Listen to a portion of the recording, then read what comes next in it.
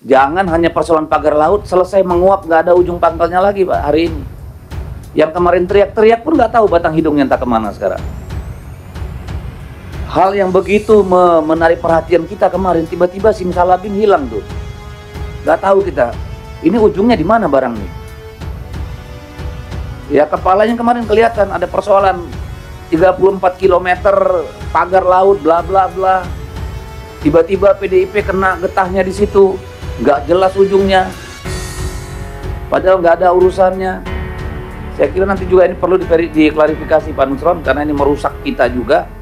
Ya Pak, betul itu keluarga yang dari kader kita itu di situ ada melakukan sesuatu supaya clear Pak. Ya, jangan kita ini yang jadi kena getahnya Pak. Karena kita bicara organisasi. Jadi kita juga ingin tahu kemana ini, di mana ini ujungnya ini pagar laut ini Pak.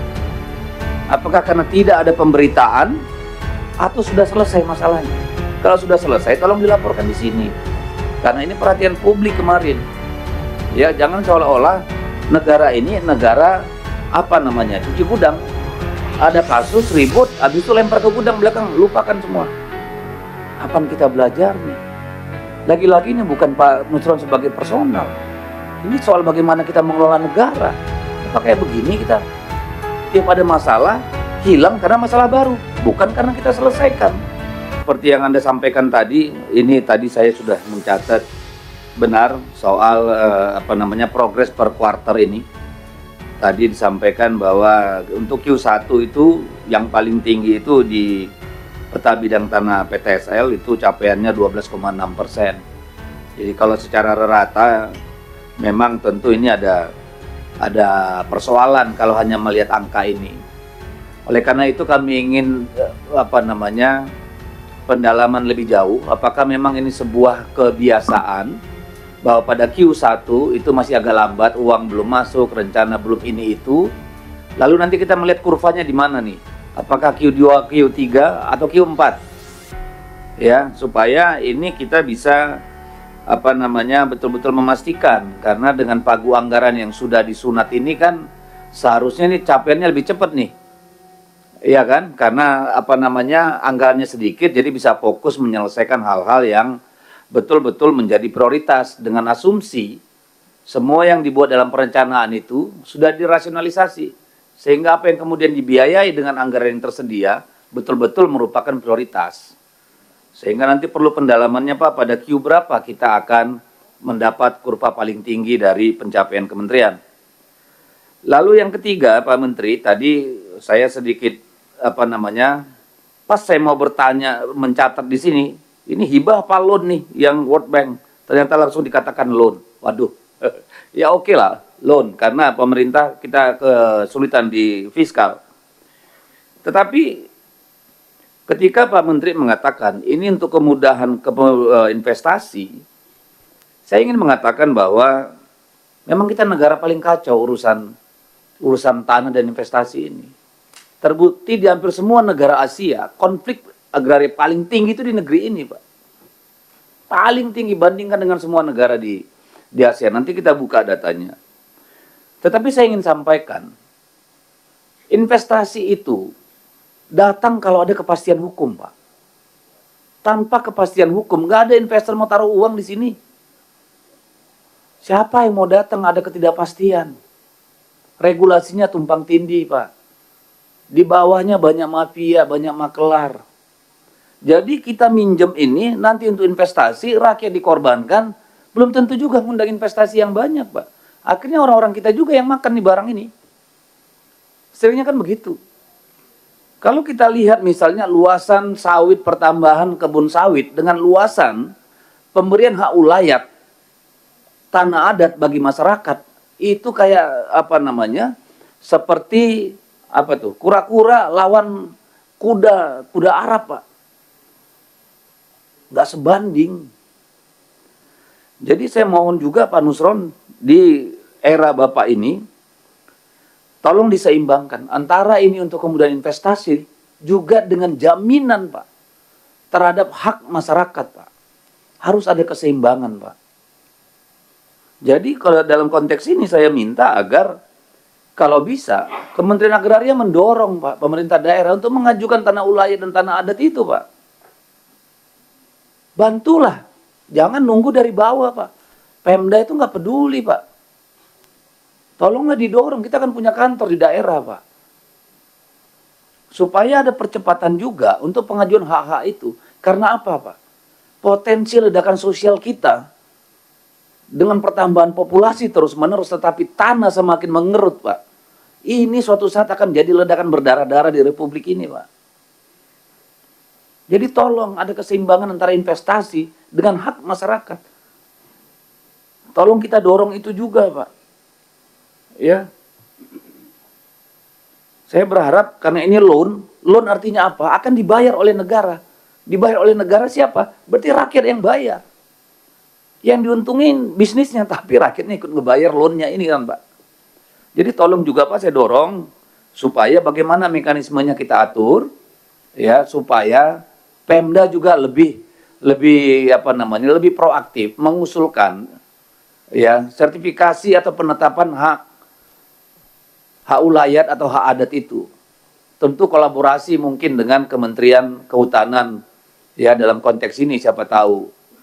Tapi saya berharap di era Bapak ini Pak legasi Pak. Legasi menaikkan luasan untuk hak-hak rakyat itu juga ada di sini.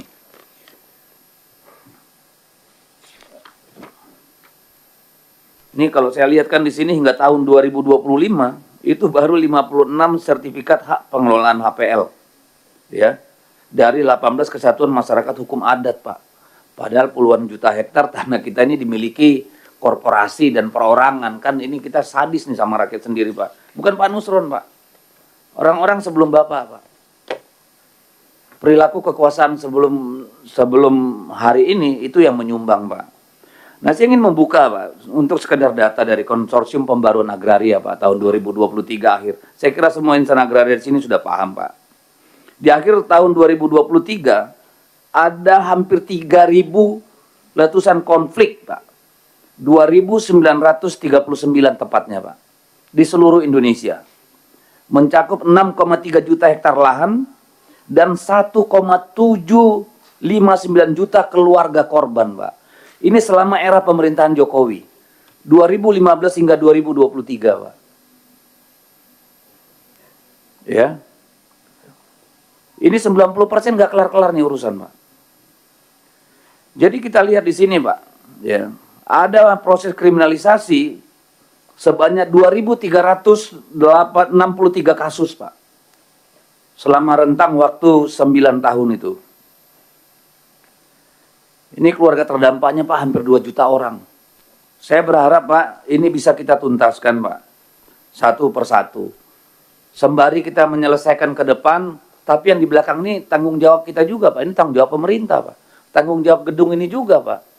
Menyelesaikan persoalan-persoalan rakyat ini. Saya tidak anti bisnis, Pak. Tapi kita juga jangan anti menyelesaikan masalah rakyat. 2 juta orang, 2 juta keluarga, Pak. Bayangkan berapa juta orang itu. Jadi disinilah saya kira peran pentingnya Kementerian Agraria sebagai apa namanya ini, sebagai integrator, Pak. Ya, dengan Kementerian Kehutanan, dengan Kementerian apa lagi itu, ya Pertanian. Saya kira di sini peran pentingnya, Pak. Dengan Kementerian Dalam Negeri dalam konteks pengelolaan agrarianya. Saya kira ini juga, Pak, penting. Ya, supaya betul-betul menjadi perhatian. Saya sangat berharap nih pada Pak Menteri. Pak Menteri sebagai orang yang tahu hiruk pikuknya masyarakat di bawah sebagai anggota DPR bertahun-tahun, Pak. Saya kira harus memberikan sesuatu yang berbeda. Dan saya kira itu bukan harapan yang berlebihan. Supaya persoalan-persoalan rakyat ini diselesaikan. Jangan hanya persoalan pagar laut selesai menguap, nggak ada ujung pangkalnya lagi, Pak, hari ini. Yang kemarin teriak-teriak pun nggak tahu batang hidungnya entah kemana sekarang. Hal yang begitu menarik perhatian kita kemarin, tiba-tiba simsalabim hilang tuh. Nggak tahu kita, ini ujungnya di mana barang nih. Ya kepalanya kemarin kelihatan ada persoalan 34 km pagar laut, bla bla bla.